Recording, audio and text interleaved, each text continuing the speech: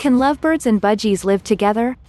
A lot of bird keepers who have one species of birds want to keep some other species along with their existing birds.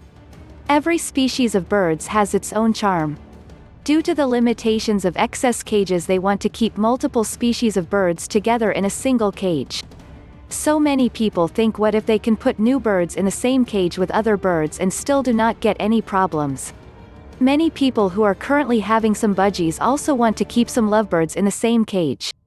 They have a question in their mind: can I keep my budgies and lovebirds together? Can lovebirds and budgies live together in the same cage without having any problems? The answer to this question is, lovebirds and budgies cannot live together. Lovebirds are slightly bigger in size than budgies, but they have very strong beaks that can become aggressive towards any other species of birds if put together in the same cage. Budgies have smaller beaks and they cannot defend themselves if a lovebird becomes aggressive towards them.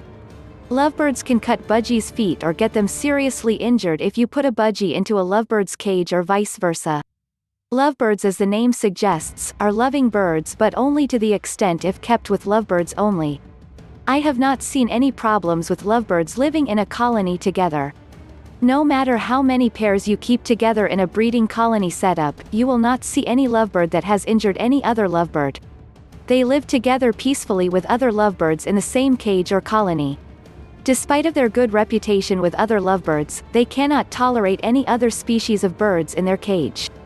A friend of mine had a colony of lovebirds. One day he purchased some finches and put them into the same cage where lovebirds were living.